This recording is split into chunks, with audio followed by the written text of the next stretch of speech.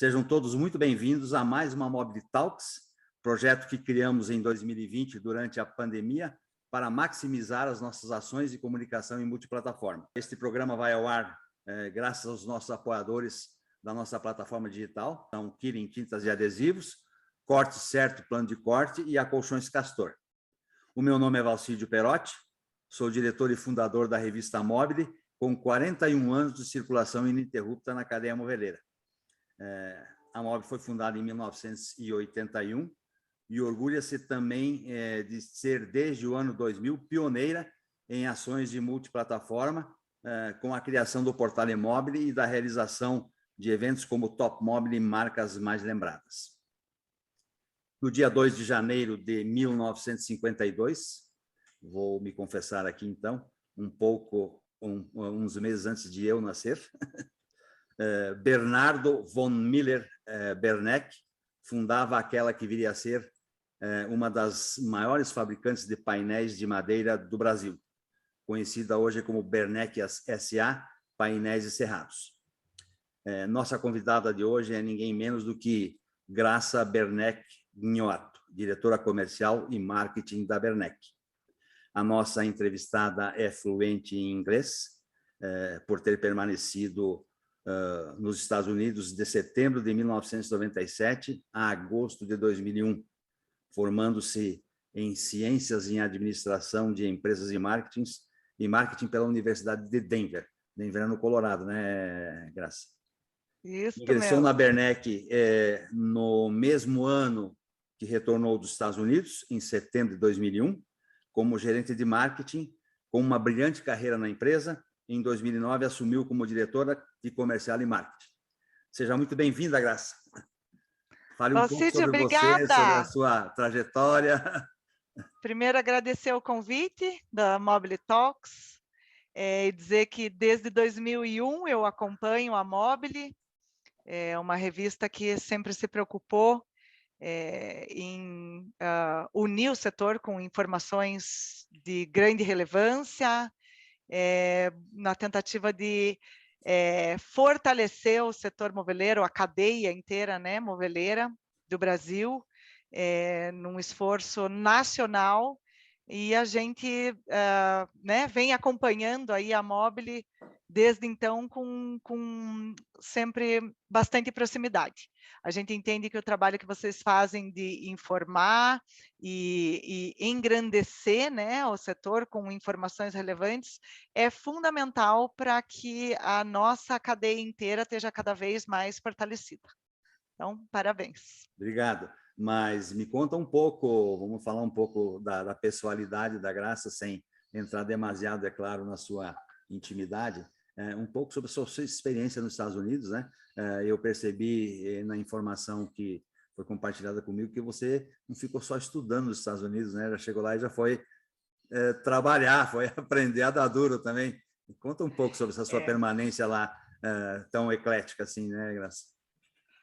Bom, então, acho que vale a pena falar um pouquinho rapidamente da minha infância. Claro. O meu avô, que foi o fundador da Berneck, Bernardo, ele alemão, tá? Veio da Alemanha, refugiado da Primeira Guerra. Na Alemanha, né, logo após a Primeira Guerra, vivia-se um momento muito difícil, e aí ele, o caçula de 9 irmãos, se não me engano, veio a família inteira, primeiro para a Argentina, e daí não se adaptaram lá, acabaram ficando no interior, numa fazenda de porcos, e o meu biso, né, ele tinha uma vida mais cosmopolita na Alemanha, e aí então decidiram mudar para o Brasil. Então, após 4 anos morando na Argentina, vieram para o Brasil, e que daí foi onde criaram as raízes de fato. E meu avô, por ter saído da Alemanha na 5ª série, quando ele estava na 5ª série, né? Aí iniciou os estudos de novo na Argentina, na 5ª série, tinha problema com língua, morava numa fazenda, acabou não evoluindo. Quando veio para o Brasil, iniciou na 5ª série de novo. E aí ele já estava mais velho e aí resolveu abandonar os estudos. Então, meu avô só teve até a 5ª série de estudo, né? E talvez por isso, e aí eu queria comentar, meus pais sempre tiveram como prioridade na minha educação e na dos meus irmãos, eu sou a caçula de 3, a nossa educação.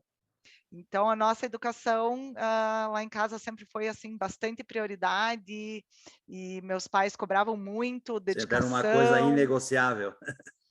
A gente tinha a língua, tinha que ter uma língua, tinha que fazer uma aula de instrumento, então eu fiz piano, flauta, né, e um esporte, que podia ser dança ou esporte. Isso era assim, não tinha opção.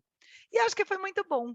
E nesse início, vamos dizer assim, meu de vida escolar, acabei indo estudar numa escola internacional, e talvez por essa convivência, né, bastante do currículo americano e do dia a dia de uma escola americana, eu tive essa vontade, esse me despertou, né, essa vontade de estudar fora. E de fato, quando eu fui para os Estados Unidos, eu tinha 17 anos, até admiro muito, hoje sendo mãe, admiro demais a coragem dos meus pais, né, em realmente dizer vá, porque 97 era o princípio do e-mail, bem, não tinha WhatsApp, né, não tinha celular, então a comunicação era muito mais difícil do que é hoje. E então admiro a, a, a, a coragem deles e a determinação de, olha, vai, pode ir fora que a gente vai estar aqui te dando o apoio necessário, né? E eu, muito curiosa, sempre busquei sempre muita independência. Quando cheguei nos Estados Unidos, fui logo procurar um emprego, porque eu queria ter o meu dinheirinho, sabe? Para fazer o que eu bem entendia. Na época, 17 anos, eu achava fumar legal, sabe? E aí falava, como é que eu vou comprar minhas carteiras de cigarro com o dinheiro dos meus pais? Não, não. Então eu fui trabalhar para pelo menos poder comprar o cigarro do meu dinheiro, com a consciência limpa, né? E gostei muito da experiência do trabalho, eu tinha meu dinheiro, a minha responsabilidade, as coisas erradas, vamos dizer assim, sabe, que tinha para fazer, eu fazia do meu dinheiro, e, né, não tinha que dar satisfação, porque era do meu dinheiro mesmo. Então eu acho que isso, assim, diz muito ao meu respeito, sabe, de buscar essa independência, ir atrás e batalhar e trabalhar. Para mim, chegando lá, uma das primeiras coisas que eu coloquei na minha cabeça era que eu tinha que ser uma aluna exemplar, porque, afinal de contas, meus pais estavam pagando caro, né, para eu estar tendo aquela experiência, então eu tinha que tomar o melhor proveito. E sempre fui realmente muito estudiosa, muito compromissada com os estudos, e só tenho a agradecer a experiência que eu tive, que eu acho que, assim, pretendo conseguir fazer a mesma coisa para os meus filhos. Que bom, obrigado por ter dividido com nossos ouvintes, nossos pessoal que está nos sintonizando, um pouco da sua vida pessoal, Graça. Mas a nossa proposta é dividir com essa nossa audiência um pouco de informações que revelam como foi a trajetória da Bernec ao longo destes 70 anos, né, Graça? Me parece que na última década a empresa pisou no acelerador com a construção das unidades de Araucária, Curitibanos e agora Lages. Conte para nós um pouco sobre isso, Graça. 70 anos é um belo de um caminho percorrido, né? Sem dúvida, passamos aí por várias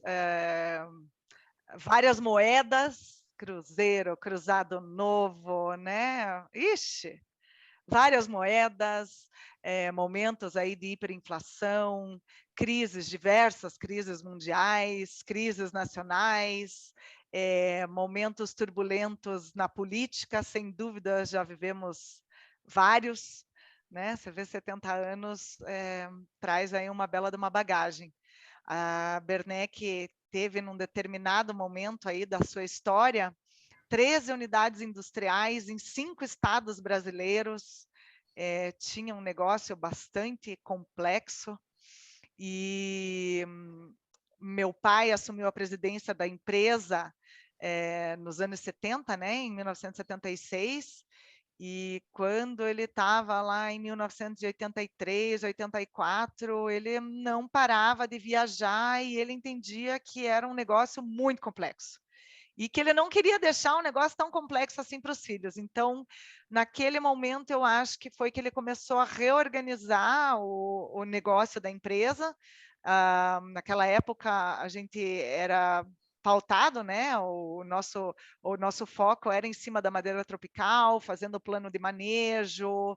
Então, no norte do Brasil, né, tinha Rondônia, Mato Grosso, várias unidades industriais. Então, nossa linha de produtos era lâmina faqueada decorativa, a gente fazia capa, era o compensado decorativo, que sempre foi a nossa base. Chegamos a um determinado momento que fomos o maior fabricante de portas no Brasil, daí abrimos nossa linha de produto para madeira serrada e decking. E a exportação sempre teve muito forte com a gente, mas nesse intuito, no início da década de 80, de a gente buscar simplificar o negócio, eu acho que a solução que meu pai teve foi na linha de painéis de madeira reconstituída. Nossa primeira linha de madeira reconstituída, que vinha de madeira de cultivo florestal, foi em 1985 que a gente iniciou. Era uma linha pequena que produzia aglomerado, painel de aglomerado. A gente fazia 3.500, 4.000 metros cúbicos no máximo por mês. Hoje, a nossa produção diária é maior do que isso de painel MDP, né? Veja só. E aquele, eu acho que em 85, com o início dessa fábrica, que foi aqui em Araucária, onde hoje é a nossa matriz, esse eu acho que foi o início aí da nossa mudança de rumo, de percurso. Levou um pouco mais de 10 anos para a gente sair completamente do trabalho com a madeira tropical. Então, em 2006, desculpa, foi nosso encerramento das atividades com madeira de floresta nativa. Né? Então, a partir de 2006, 100% do que a Bernec fabrica foi baseado em madeira de cultivo florestal. Pinos e um pouquinho de teca, que é uma atividade que a gente iniciou nos anos 90 lá no Mato Grosso. E, de fato, de lá para cá, de 2006 para cá, desde 85, né, que a gente começou com painel de aglomerado, a gente veio crescendo sem pausa, né, ano após ano. Mas a forma que a gente busca para crescer sempre foi orgânica, passo a passo, sabe, procurando nunca dar o passo maior do que a perna, sempre com muita solidez, responsabilidade, e eu acho que é o caminho que a gente busca seguir daqui para frente. Porque, ok, você olha pelo retrovisor, 70 anos é bastante tempo, mas dentro do nosso propósito aqui que a gente quer, os 70 anos vai acabar ficando pequeno aí no espectro da trajetória da nossa empresa, de acordo com o que a gente almeja. Veja só. Ao longo de uma trajetória de 70 anos, né, Graças, é inevitável viver momentos de turbulência, como tu já citou em alguma medida, períodos de obstáculos, altos e baixos e até de tragédias, né? O tanto quanto lhe contaram dessa história, o tanto quanto você já viveu, o que se pode falar para nós a respeito, né, dentro da história da Bernec? No ano que meu avô fundou a Bernec, ele já não era mais novinho, sabe? Ele tinha 36 anos de idade. E ele resolveu fundar a Bernec. Até a história é bem interessante. Um dos negócios que ele tinha armazém de secos e molhados, acho que ele tinha 3 lojas diferentes na região de União da Vitória, Porto União, e um dos negócios que ele tinha era o serviço de balsa. Ele fazia a travessia de mercadoria no rio. Então, ele tinha 2 balsas. E aí fazia travessia de pedestre, de veículo, né, de caminhão, de mercadoria. E o que ele começou a perceber é que a madeira, olha, não tinha crise. Tempo vai, tempo vem, pagavam o que fosse preciso, mas contavam com aquela travessia. Foi assim que ele começou a se interessar pelo ramo da madeira. Que ele olhava e ele falava, esse negócio da madeira deve ser bom, né? Porque, olha, eu aumento aqui o preço da tarifa e tá tudo certo. Pagam, e era o único segmento que pagava sem reclamar, né? E aí que ele começou a olhar para esse segmento. E aí, num determinado momento da vida dele, isso lá por 48, 49, ele decidiu vender tudo que ele tinha construído até então e comprou lá num reflorestamento de pinho. E aí começou a trabalhar com madeira, com sócio e tal, trabalhou 3 anos até que fundou a empresa. No dia 2 de janeiro, também mostra bastante aí da característica dele, né? Primeiro dia útil do ano, estava Vamos fundando a empresa. trabalhar. É, tem que trabalhar. Nesse mesmo ano, então, quando ele fundou, tinham 2 unidades. Um era uma serraria, em Bituruna, no Paraná, e outra era um torno, ele fazia lá lâmina torneada, Sim. de cedro. E nesse mesmo ano, 45 dias antes do Natal, teve um incêndio em uma unidade e depois, 30 dias depois, na outra. No mesmo ano, então, no ano que ele fundou, as 2 unidades industriais queimaram por completo. Naquela época, as instalações elétricas eram muito precárias, né? Então, o incêndio ele era uma coisa que acontecia com bastante frequência. Mas ele não desistiu, ele tinha uma ótima relação na comunidade, ele tinha muito reconhecimento dos funcionários, né, ele tinha muito respeito pelos colaboradores, pelas famílias dos funcionários, e aí todo mundo fez um esforço, sabe, deu dinheiro, Bernardo, não tem problema, né, depois quando você puder você me devolve, ele teve esse esforço conjunto aí da comunidade e conseguiu reconstruir. Depois, mais para frente, uns 3 anos depois, teve um outro incêndio que foi bastante forte e até dita um pouquinho essa trajetória, né? Esses acontecimentos ditam um pouquinho do nosso caminho na sequência, que foi lá pelos anos 60, ele decidiu vir com a família para Curitiba, né? Capital do Paraná, porque aqui as instalações elétricas eram mais seguras, e então ele resolveu montar a fábrica de compensados em Curitiba, olhando assim ter um negócio mais seguro, né? Chega de incêndio na minha vida. Chega de incêndio, E graças a Deus não tivemos mais. Lógico que o seguro aqui Claro, é claro, sempre bem-vindo, né? Você claro, trabalhar com claro. seguro é sempre bem-vindo, né? Chegou um determinado momento, a empresa foi crescendo, crescendo, crescendo também. A gente teve um momento que tinha, acho que 5.000 funcionários. A Bernec tinha lá 23 diretorias. Hoje, se for pensar do tamanho que a gente tem 3 diretores e o nosso atual presidente. Mas teve 23 diretorias. Tinha instituto, tinha associação, nossa, tinha uma estrutura tremenda. Num momento de crise, a gente teve que cortar tudo isso, limpar, né, e reorganizar os processos e começar a olhar de perto a área de recursos humanos. E isso também eu acho que diz bastante sobre a nossa trajetória que a gente chegou até aqui. Então, Tudo já ali na rua Pedro Gusso. na Pedro Gusso, isso quando a gente veio para Curitiba, a Pedro Gusso foi o nosso endereço. Tinha Pedro Gusso e José Alcides de Lima. Era o primeiro Pedro Gusso, depois José Alcides de Lima, depois a gente foi para João Bétega, Eu que é lembro uma também da João unidade Bétega. nossa que se tornou referência. A propriedade ainda é da Bernec ali, sabe? Mas é uma unidade que está encerrada já tem muito tempo. Mas, enfim, eu acho que assim, a trajetória só, vamos dizer assim, os momentos difíceis só foram nos moldando para fazer a gente ter mais claro a nossa trajetória hoje. Então, a gente tem alguns motes aqui dentro, né? Isso que eu já comentei do crescimento orgânico, do passo a passo.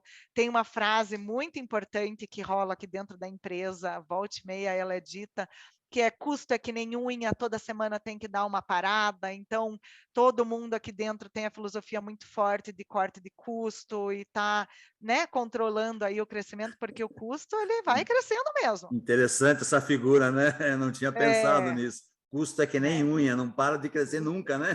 Se não parar, ia nunca. parar, né? Exatamente. Tem que estar de olho, né? Tem que estar controlando, porque é muito fácil de ir crescendo. E aí eu acho que um momento muito significativo, né, que a gente teve, foi no ano passado, em maio, após a gente ter instituído aqui dentro todos os órgãos de governança, porque assim, meu pai é filho único, sabe?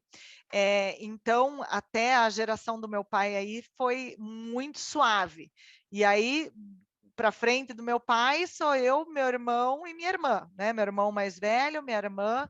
Meu irmão mais velho, Daniel, Sim. está na área industrial, é o responsável por toda a área industrial da Bernec, inclusive o projeto Lages, que já podemos falar um pouquinho sobre isso. A minha irmã, a Glória, ela iniciou a carreira aqui dentro da Bernec no departamento de exportação. Quando o primeiro filho dela nasceu, há 16 anos atrás, ela ainda estava aqui no departamento de exportação, e aí quando a segunda filha nasceu, ela acabou saindo e dando uma pausa aí do trabalho. E aí voltou uns 2 anos atrás, 3 anos acho já, voltou, primeiro assumindo uma área de responsabilidade socioambiental, que ela está estruturando e que a gente está evoluindo. Então, a Bernec sempre foi muito atenta às necessidades das comunidades, aonde a gente está inserido, a importância desse trabalho social, né, o impacto que a gente causa no entorno, e as ações sempre eram pulverizadas. Então, um setor fazia uma coisa, outro, e aí, com a centralização, vamos dizer assim, desse trabalho que a Glória veio assumir, a gente começou a organizar todas as ações de uma maneira a gente ter um impacto ainda mais positivo na comunidade. É bem o que Então, é bem o que eu quero te perguntar, aproveitando que você entrou nessa área, Graça. Você sabe que as pesquisas revelam que cada vez mais, né, os clientes e os consumidores começam a dar prioridade e melhor conceituar marcas que estão alinhadas com práticas ambientais, sociais e de governança, os tais de preceitos de ESG. ESG, né? E até há uma afirmativa que eu vou compartilhar com você, né? E por isso que ela está entre aspas, não é minha, né? Engana-se quem pensa que é obrigatório escolher entre manter um mundo sustentável ou ter resultados numa empresa, né? Engana-se quem acha que, que dá para escolher entre os dois. Não dá, né, Graça? O que você pensa disso? Não.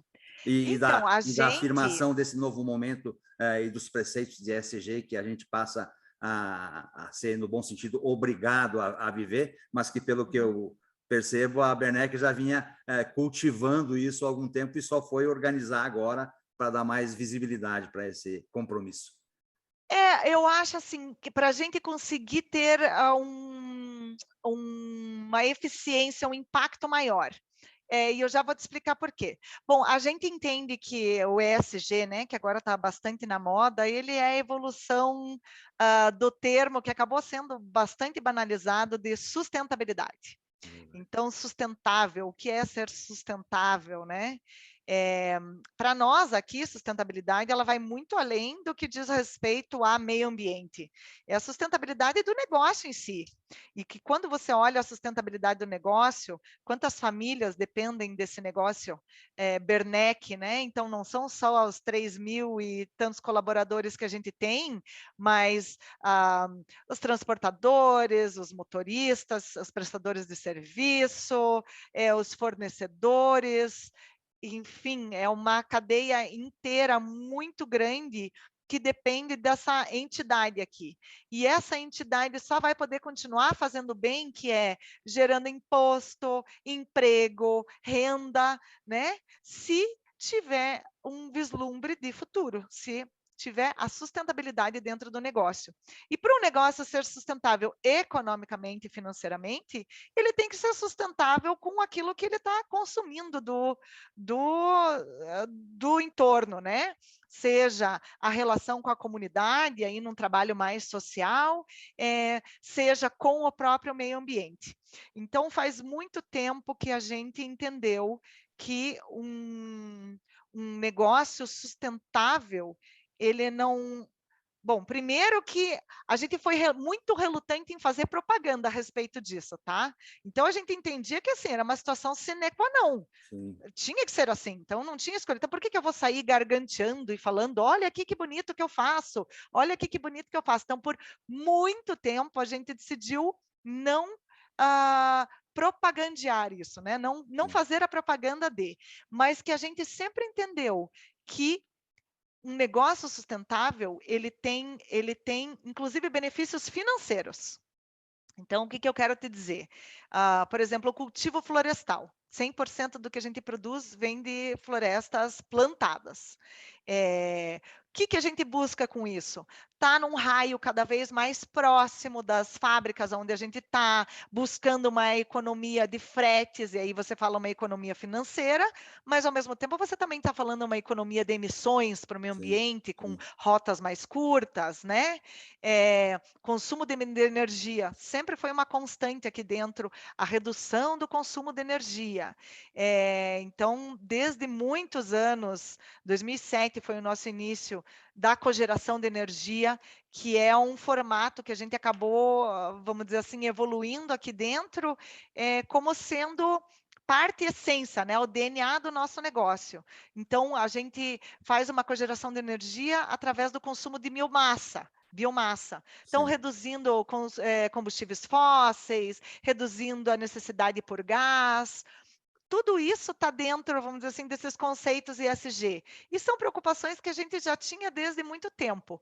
Agora, com a vinda da Glória nessa área de responsabilidade socioambiental e com a vinda do André, que até era o que eu ia comentar, eu acho que um momento muito significativo que a gente teve, que é um momento assim que estava todo mundo apreensivo aqui dentro.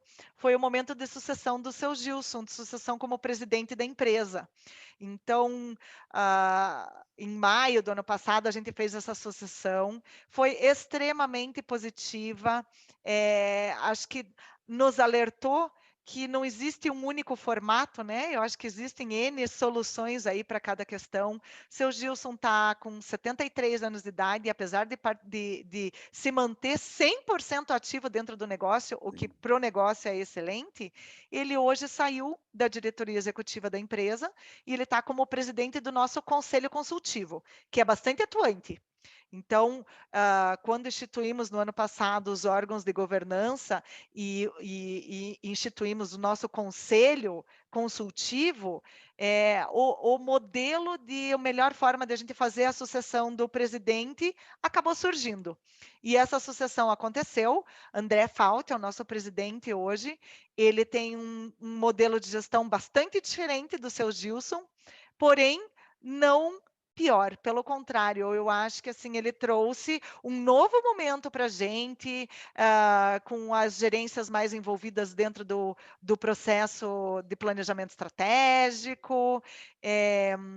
Eu acho que assim, deixando a empresa mais preparada no que diz respeito à governança, ou à boa governança, mais atenta aos processos de compliance. Então, eu acho que assim foi uma grande evolução para a gente, que marcou aí o início dos nossos 70 anos.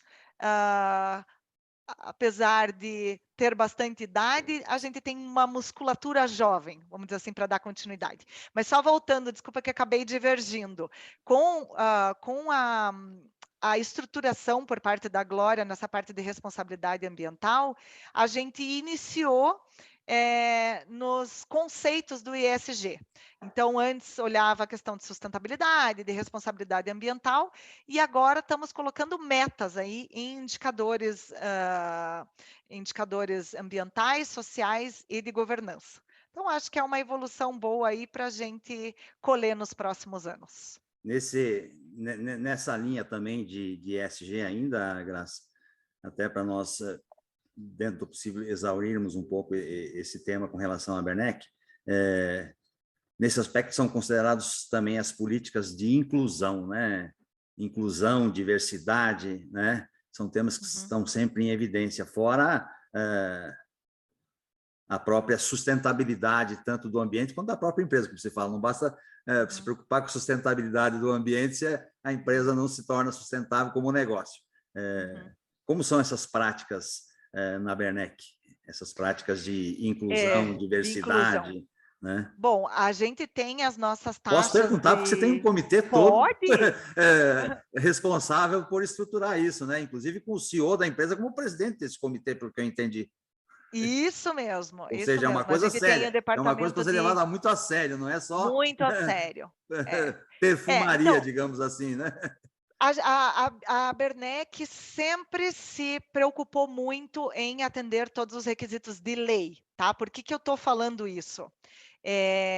Aquelas parcelas de jovem aprendiz, de PDA, que são os deficientes, né? Deficiente físico, as taxas de deficiente físico, a inclusão ou conseguir acomodar essas pessoas que às vezes precisam de uma necessidade especial, né? Isso sempre foi uma prática rotineira nossa.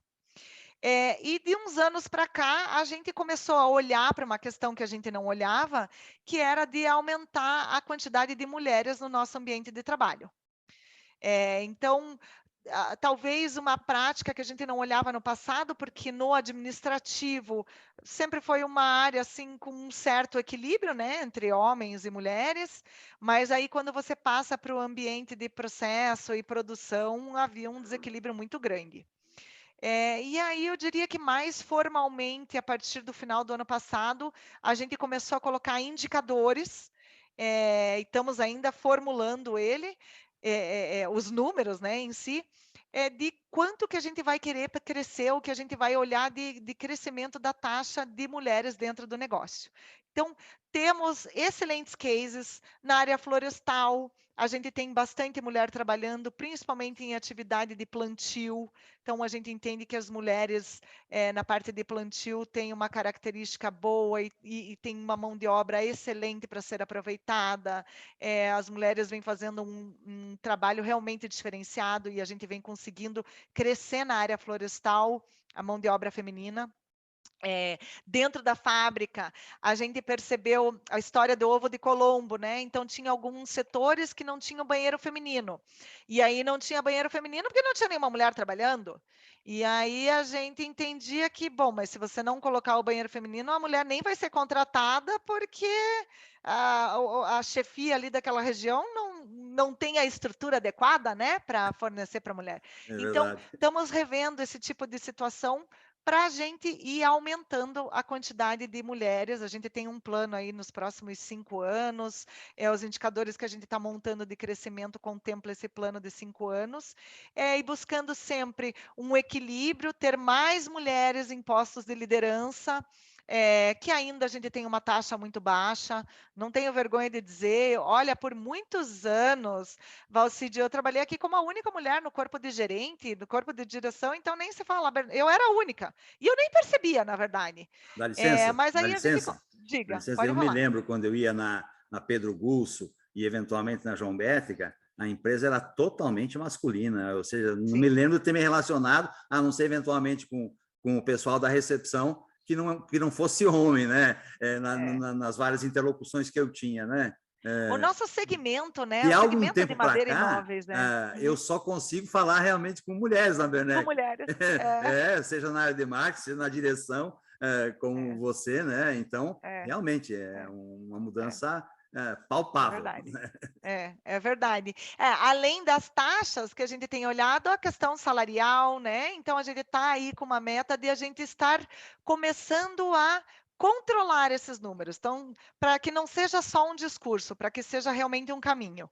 E aí, outras questões no que diz respeito à diversidade, a gente entende que são tão importantes quanto, porém, a gente não consegue abraçar o mundo tudo de uma vez. Então, vamos dentro do nosso perfil, evoluindo passo a passo, devagar e sempre, né?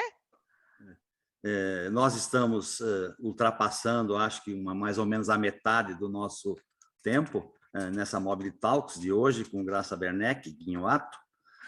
Vamos lembrar, então, que somos patrocinados pelos apoiadores da nossa plataforma digital, a Colchões Castor, a Corte Certo, Plano de Corte e a Killing Tintas e Adesivos. Podemos mudar um pouco o rumo da nossa conversa, Graça? Vamos cair um Opa, pouco mais vamos lá. na realidade um pouco menos glamurosa, mas que nos obrigamos a vivê-la e, em certa medida, até nos reinventarmos durante esse tempo. Vamos falar um pouco sobre como foi a vida da empresa, né? Nesses quase 2 anos de pandemia.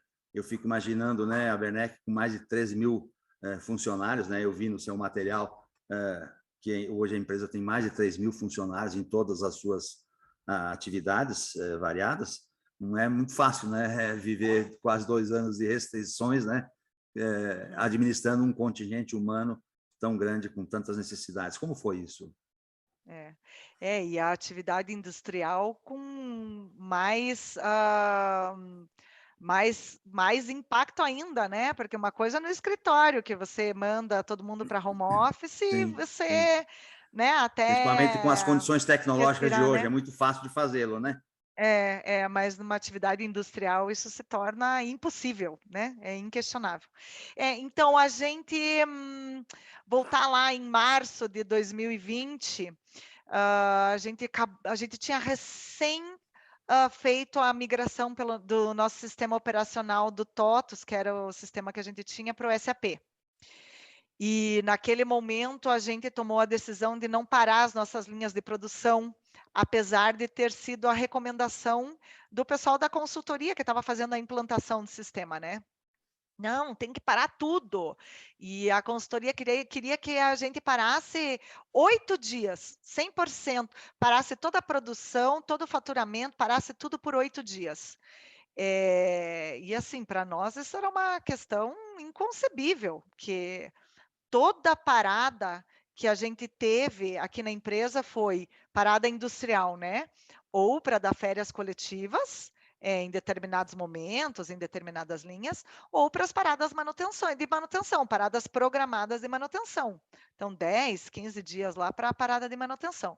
Então, parar as linhas de produção todas no mesmo momento era um impacto em fluxo de caixa, em escala, em custo, que a gente não estava disposto a fazer. Então, a gente tomou a medida de continuar as linhas de produção e fazer controles manuais até passar aquele período de blackout da transição entre um sistema operacional e outro, e aí a entrada do novo sistema, né, do SAP.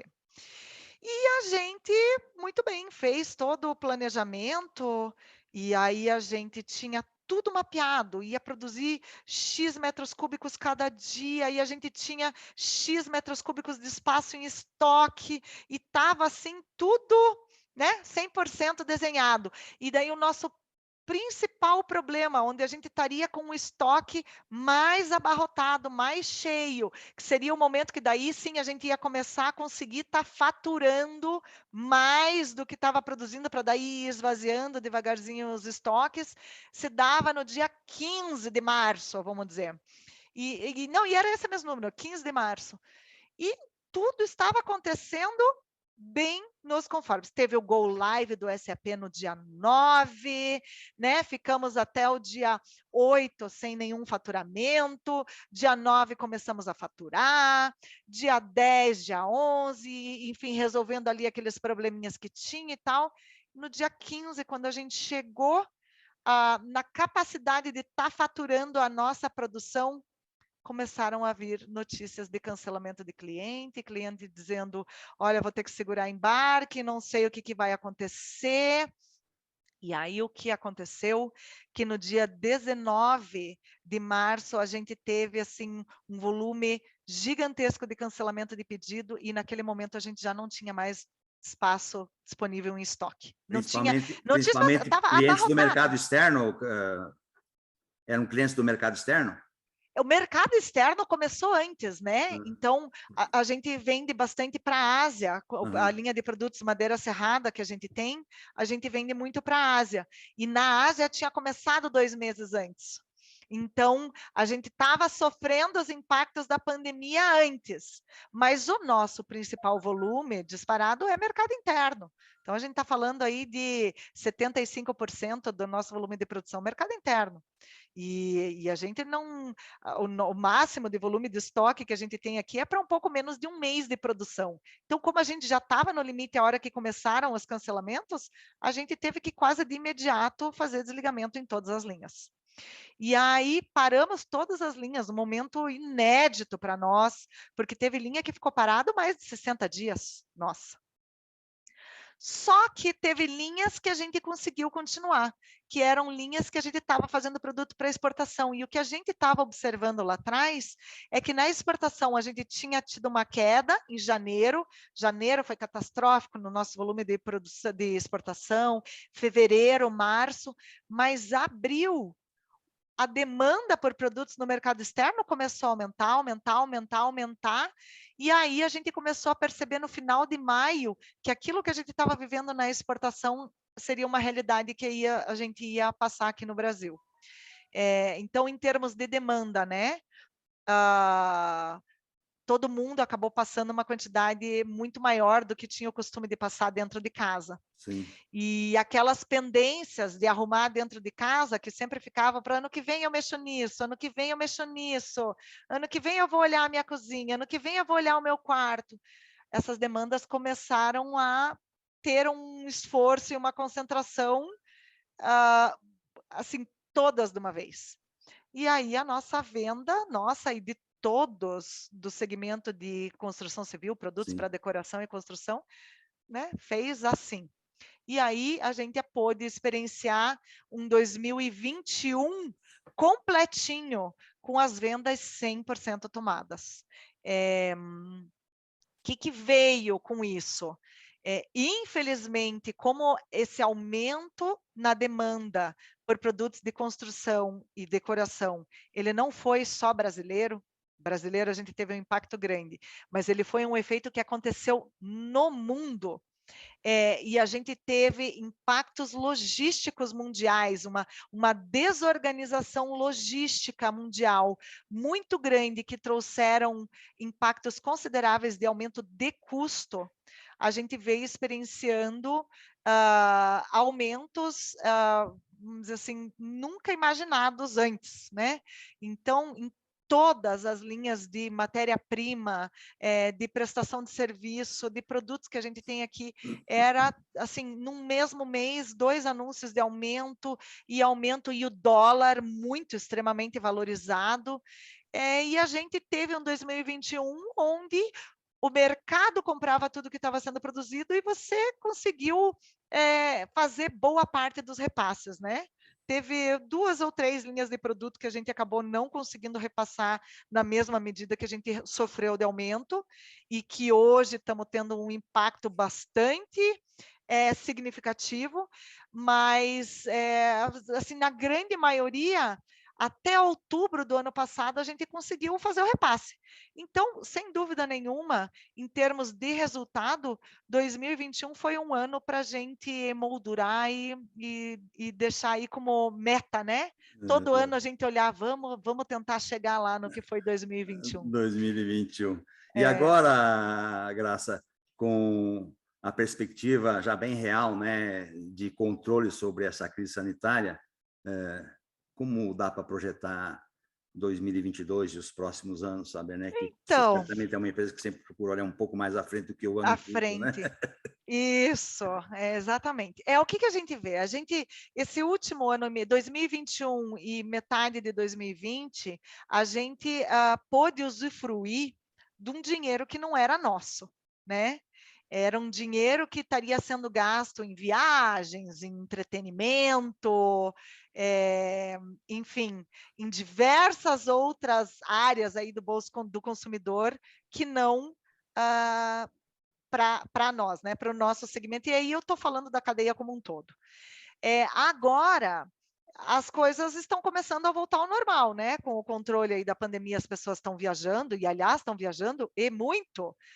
Você pega aí um dezembro, onde todo mundo que ficou confinado dentro de casa aproveitou aí uns dias para se mandar. E aí, em viagem, você acaba comprometendo os gastos de cartão de Claro, crédito. claro. E isso, eu vou te dizer que é em todas as classes sociais, em maior ou menor proporção, mas todas as classes sociais. Fazem um certo exagero nesse período. Sem dúvida. Todo mundo foi correr atrás do prejuízo, né? Então, para nós, no que diz respeito a vendas, a gente veio de um final de ano onde a ponta já não estava puxando, e muito a gente entende pelo poder aquisitivo, né, das famílias. Então, essa grande inflação gerada no mundo inteiro por conta de desvios logísticos que acabaram impactando tremendamente o custo das coisas, essa grande inflação não veio na mesma proporção para o bolso, né, para a renda do Sim. trabalhador. Então, hoje a gente está numa situação bastante diferente do que a gente viveu até setembro do ano passado, mas a gente entende que as coisas começam agora a voltar ao normal. A nossa sensação é que o pior momento que a gente teve já ficou para trás. Seguramente a gente não vai ter a expectativa aí de excelentes volumes que a gente teve em 2021, mas talvez a gente possa estar começando a olhar aí um patamar de vendas equilibrado com o que a gente tinha no antes da pandemia. Então, é mais ou menos isso aí que a gente vem apostando, um olhar para mais ou menos o que aconteceu em 2019, em termos de volume de vendas. Eu queria lhe perguntar e lhe permitir que você compartilhasse com os nossos ouvintes, nossos telespectadores desse programa Mobile Talks, como foi administrar um empreendimento do tamanho de Lages, né? Em pleno período de pandemia. Eu falo do tamanho porque eu passei pelo empreendimento, agora indo de automóvel para a firma, e fiquei assim positivamente impactado. Já anoitecia o dia, estava tudo iluminado, é um espetáculo. É um espetáculo. Lindo, né? É muito, Nossa, é realmente muito linda a parabéns, planta industrial de espetacular. Lages. Como foi administrar Ficou um isso, show. né, em plena crise, né? Não deve Foi ter muito sido uma difícil. tarefa fácil para o seu irmão, Foi né, muito que é difícil. responsável para a área industrial, né? Nem me olha, Valcide, foi muito, muito, muito difícil. Com certeza um feito para a gente guardar na memória como fato histórico, sabe? Além de um incremento muito grande de custo, a própria gestão de tudo isso, né? Então, inicialmente o projeto, quando a gente começou a mexer com ele, que foi no finalzinho de 2018, isso, final de 2018 a gente começou a mexer com projeto, 2019 começamos a mexer com terraplanagem e construção. A gente tinha um orçamento de R$ 1 bilhão para fazer a fábrica de MDF e a serraria, né, com as estufas. Depois, mais para frente, a gente teve que fazer um ajuste, onde cresceu de 1 bilhão para 1 bilhão e 200. E aí estamos finalizando aí com investimento na casa de 1 bilhão e 600 milhões de reais. Então, 60% de incremento no valor negociado. Isso é um custo muito alto. E, além disso, as dificuldades que a gente enfrentou, você não tem ideia. Desde períodos de lockdown, onde a gente teve que paralisar as atividades, até períodos onde estava tudo continuando, mas faltava tudo, não tinha aço, não tinha cimento, não tinha, né, não tinha nada que você precisava para você poder dar andamento adequado nas obras e na construção.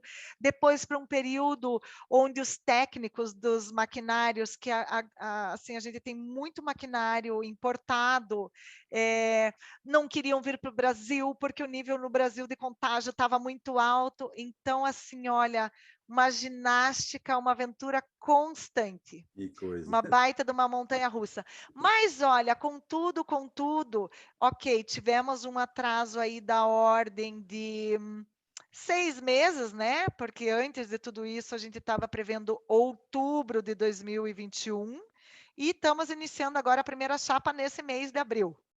Então, acho que poderia ter sido pior o impacto. Acho que lá na obra, o pessoal que está conduzindo, está todo mundo de super parabéns. Eu acho que você tá certo Olha, nessa uma avaliação, vitória. né? É um case de sucesso, realmente, viu? Que não Colocar. queremos passar nunca mais na nossa vida, viu? Estamos É, nessa expectativa. mas vale dividir, sim, porque com certeza uma coisa fora da curva, né? Que nós somos obrigados a passar. Uma Mas experiência antes muito bom. de. Mas estamos muito satisfeitos aí em, vamos dizer assim, poder estar iniciando. Olha, quando a gente lançou Curitibanos, a unidade de Curitibanos nossa, que foi um super case para a Bernec, porque foi um projeto industrial completo Curitibanos. Então, a gente tinha projeto industrial da fábrica de MDP, da cogeração de energia, do MDF, das linhas de revestimento, da serraria, né, num único site, todo organizado, pensado, planejado. E a gente inaugurou Curitibanos em 1962, exatamente quando. Desculpa, em 2012, 2012. exatamente quando a Bernec estava fazendo 60 anos de idade. E agora, 10 anos depois, a gente vai estar inaugurando Lages, né? No Isso, aniversário de 70 anos da isso, empresa. isso. Então, Que um que site bela completo forma desse a cada de 10 comemorar a cada anos. 10 anos, né, Graça? Vamos trabalhar para continuar aí nesse ritmo. Com todos os Vamos ativos fazer o que for possível. que deve existir de florestas no Mato Grosso, dá para você pensar que pode ser que o próximo passo seja no Mato Grosso, não é verdade? Mas precisamos investir em matéria-prima aqui, sabe? Não É, só a Bernec, até porque a gente não tem a cultura de ter 100% de matéria-prima própria, a gente aham, entende que comprar do entorno e isso. estimular e fomentar esse mercado de plantio, né, de silvicultura e plantio florestal de pinos é importante. Então, a gente entende que a cadeia florestal como um todo precisa crescer aí para comportar o crescimento futuro das diversas indústrias que fazem parte desse segmento. Vamos nos encaminhar para os finalmente da nossa entrevista, da nossa conversa, né, Graça? Mas vamos, como tema derradeiro para a nossa abordagem, vamos pegar uma coisa bem alegre, bem boa de se falar nesse momento, né? E até foi uma vivência muito próxima agora. Nós tivemos a volta das feiras e eventos presenciais, né? E até com características inéditas, algumas tentando serem em formato híbrido, eu não consegui ver se alguém conseguiu exercitar isso ou não, mas, enfim, tivemos a volta dos eventos presenciais. O que podemos esperar dessa retomada, Graça? Para nós, da Bernec, é realmente uma alegria estar voltando presencialmente. Você comentou do formato híbrido. Eu acho que é muito difícil uma feira do nosso segmento poder ter um aproveitamento integral, né, em formato virtual, porque não é só o toque que é importante, mas o contato pessoal, o olho no olho, o relacionamento com o cliente, né? Isso para nós aí é fundamental. Então, para nós é realmente uma alegria poder estar voltando, poder estar mais presente com os clientes. Aqui as nossas portas nunca se fecharam, desde o início aí dessa pandemia, a gente buscou sempre um controle, vamos dizer assim, respeitando as medidas de distanciamento, do uso de máscara, da higienização adequada das mãos. Então, a gente fez muito mais turnos na hora de almoço e tudo mais, mas a gente nunca deixou de estar presente no escritório. E a partir do momento que os clientes passaram a se sentir um pouco mais seguros para viajar, a gente estava recebendo aqui todo mundo de portas abertas. Mas agora, voltando a poder viajar, estar presente no mercado, a abrir as nossas portas em feiras, a gente entende como um momento extremamente gratificante para a gente poder estar escutando do mercado mais, para a gente poder estar aprendendo as necessidades do mercado mais, para a gente poder estar mais próximo, entender até o que a gente errou nesse período, o que a gente pode fazer diferente, o que a gente pode fazer melhor. Então, esse contato pessoal, esse relacionamento aí não tem preço. E é nisso que a gente está se dedicando daqui para frente esse ano. Bom, vamos nos alimentar dessa nova fase que nos é permitida retomar, né, Graça? Eu queria agradecer muito a disponibilidade da diretora de comercial e marketing da Bernec, Graça Bernec Guinhoato, por ter dispensado esse tempo para falar com nossos ouvintes. Muito obrigado mesmo, né? E deixo as palavras finais para as suas despedidas, Graça.